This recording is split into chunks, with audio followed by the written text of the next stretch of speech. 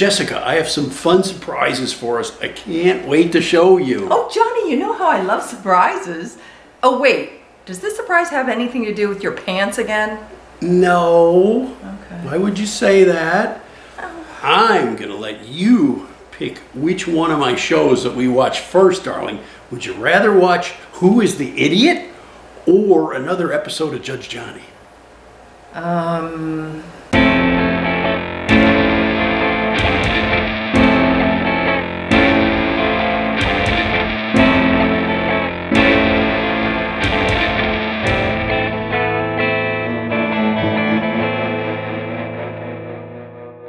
Hey, on that idiot show, do you win again, Johnny? Let's find out. Welcome, America, to Who is the Idiot? The fastest growing game show in the galaxy. Our contestants will be competing for a prize of $73 million. Let's get ready to meet our host, billionaire, crime-fighting, super sexy genius, cryptocurrency inventor, Johnny Sharkman. Thanks, Johnny. Tonight's contestant is an author who's written 57 self-help books. Dr. Goodlove from the Free Lovin' Institute. Let's give a big Who is the Idiot? Welcome to Dr. Goodlove. Dr. Goodlove, tell us why you have to write so many self-help books. Are all of your readers total losers or what? No, Johnny. The reason I write so many self-help books is that we all humans are all complicated creatures who need a special individual roadmap, if you will, for the proper guidance. So you have to write a separate book for each and every one of your loser readers. My goodness, that would take some time. Or maybe you only have 57 readers? No, Johnny. I try to address every individual issues in each book that are traits or problems that are common across the human perspective. You know what I see as a common problem, Doc? We have too damn many whiners in this country. Am I right, audience? All right, if you're not happy with your life, go out and buy yourself a game show or something. It's a lot of fun. You get paid really well. You can do whatever you want, and this stuff really isn't that hard. A little less catering to snowflakes, a little more elbow grease, and this country will be back where it belongs. Am I right, audience? I see that you still cling to the old failed ways of doing things. I bet you're the kind of man who still keeps a scorecard of how many women he has slept with. Well, I don't want to brag, but it would be a pretty big number. Which just shows your profound lack of emotional intelligence. At the Goodlove Institute's communal farm, I have shared my love with hundreds of women. Sometimes all at the same time. It's about the shared experience of the love. Hundreds of women at a time? Yeah, right. I'll bet my number's higher than yours. I simply haven't found the need to keep track. Yeah, right. Look, Goodlove, you want to play this game or not? There's $80 million at stake. That was the reason I came. I see what you did there, Goodbone. I'm watching you, okay? All right, on to the game. We will be each asked 3 questions, and depending on how many we each get right, that will decide who the winner is on Who is the Idiot? You really should use less insulting title for your show. Now, Doc, the insults haven't even begun. It sounds like we will both need some self-care after this. You do what you gotta do, Doc, okay? But not on the green room couch, okay? I haven't even finished paying for it yet. That's not what I meant when I said self-care, Johnny. Huh? Oh, yeah. I am hilarious. Seriously, though, I'm watching you, Doc. You have some unusual interest. Okay, Doc. Here's your first question. What famous event occurred on February 14th?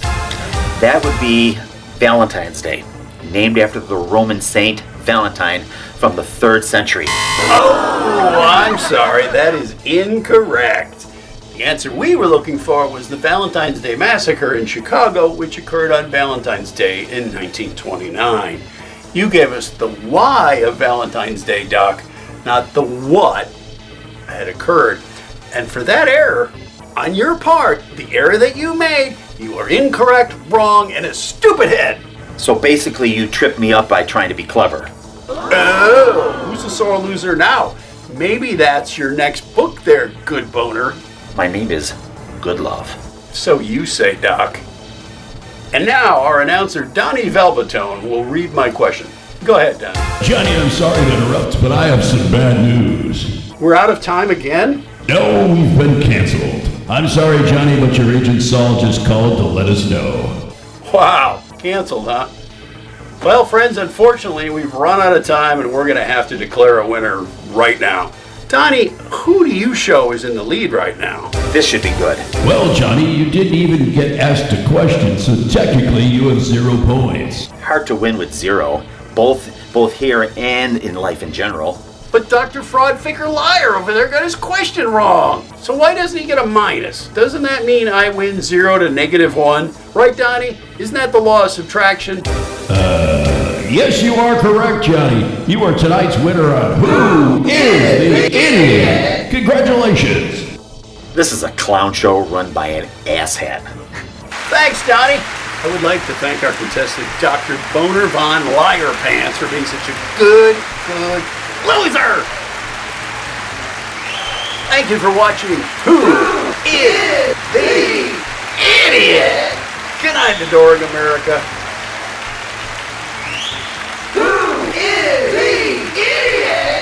Well, I have to say, I saw that coming. You know, you can't win on every show, Johnny. Let's watch me show off my judgy smarts now. The plaintiff in this case, Ernie Elf, is suing the defendant Chris Kringle for unpaid overtime for work done in December of 2022 in the amount of $3,970.56. Last week we heard the sworn testimony of the plaintiff, Mr. Ernie Elf, and this week we hear from the defendant, Mr. Chris Kringle. Your Honor, the parties in the matter of Ernie Elf versus Chris Kringle have both sworn in, dude, and are ready to testify.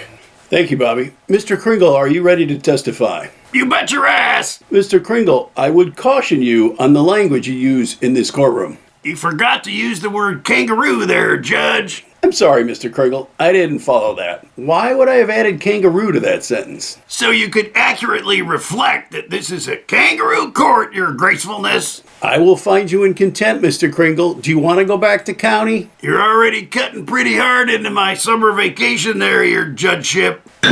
Is that a no, Mr. Kringle? Yes, Your Honor, that is positively a no. Okay. Take us back to the beginning of Mr. Elf's testimony where you were initially trying to object, Mr. Kringle. Finally!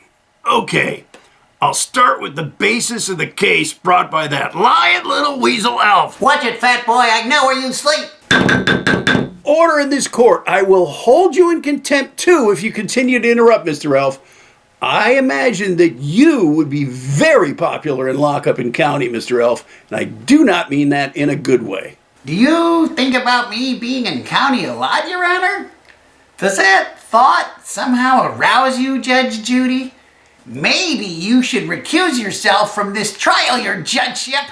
I will not be recusing myself from this case. You have been warned, Mr. Elf. Please proceed, Mr. Kringle. As I was saying before that vile midget interrupted. Those are fighting words, Kringle, you fat fornicator! Gentlemen, please. I will send you both to county if I have to. Bobby the bailiff, get ready to clear this courtroom. I'm sorry, Your Honor. Did you say that you wanted me to clean the courtroom? I don't have, any cleaning supplies, Your Honor, but I could get some, I guess. I mean, I'm not really part of my job description, if you know what I mean, but, whatever. No, Bobby. Just be ready, okay? Now, back to your testimony, Mr. Kringle. Thank you, Your Honors. Mr. Elf is making a fundamental error in building his case. His calculations of overtime are based upon the hourly minimum wage rate that is paid in Alaska. The North Pole is not in Alaska, Your Honorary. Therefore, the basis of this case is bull hockey, bunk, drivel, gibberish, guff, hogwash, nonsense, rubbish. Should I continue, Your Judgeship? You have an impressive vocabulary, Mr. Kringle. Oh, that's nothing. You should hear all the languages I can speak. Okay, just for my own curiosity, how many languages do you speak, Mr. Kringle? All of them, of course. How else do you think I read those letters from kids around the world? Santa's International, baby. You're honorary. Well, that makes sense. Now, back to this North Pole location issue thing, Mr. Kringle. I would ask the court if they know exactly where the North Pole is, but I'll just assume that the ignorance that I've witnessed so far during this circus is indicative of the overall knowledge of the court and proceed accordingly. Excuse me, Mr. Kringle, was that an insult? Oh, of course not, your judgeship. I'll try to use more little small words, something along the lines of a third grader reader level, I suspect, in order to include the master buffoon. Would that be acceptable to your lordship? Sure. Go right ahead, Mr. Kringle. The North Pole is a physical location located in international waters, while magnetic north is located in northwest Canada. In the case of Santa's workshop, it is more of an idea than an actual place. Most important and germane to this case is that none of these locations are in Alaska. Therefore, the use of the minimum wage rate for Alaska by the plaintiff is incorrect, ignorant, ridiculous, and stupid. I will not allow this rotund layabout to defame me, Your Honor. Mr. Kringle, please refrain from insulting anyone else in this courtroom. Even the bailiff? I mean, he seems kind of... What, Your Honor? Nothing, Bobby. You can go back to whatever you were doing. Mr. Kringle, if paying the elves by the standards used in Alaska is incorrect, what standard do you use to pay your workers? I pay them in sugar cookies. They can eat as much as they want as long as they keep working. I mean, they're elves, for cripe's sake. Is that true, Mr. Ralph? Have you traditionally been paid in sugar cookies? Well, technically, yes. And during the period in question, were you allowed to eat as many sugar cookies as you wanted? Yes, Your Honor. Don't forget all of that milk you washed the cookies down with, you ungrateful little troglodyte. It appears that the plaintiff, Mr. Elf, has not been wronged by the actions of the defendant, Mr. Kringle, based upon a prior agreement. This case is dismissed. I would add that the plaintiff may want to refile a case based upon the International Covenant on Civil and Political Rights. Bailiff Bobby, please clear this courtroom. Court is adjourned. Right away, Judge. Judge Johnny has just dismissed the case against Mr. Kringle. Here is the plaintiff, Mr. Elf, for a comment. That corpulent drunk fabricated evidence and the judge is an incompetent moron! Well, okay. Here is the defendant, Mr. Kringle, now for a comment. Wait until we get back to the workshop, Ernie, you little turd. You're gonna pay for all of this malarkey. Join us next week for another episode of Judge Johnny, America's most beloved adjudicator. I was thinking of doing the next episode naked under the robe. I do look super sexy smart as a judge, don't I, honey? Honey?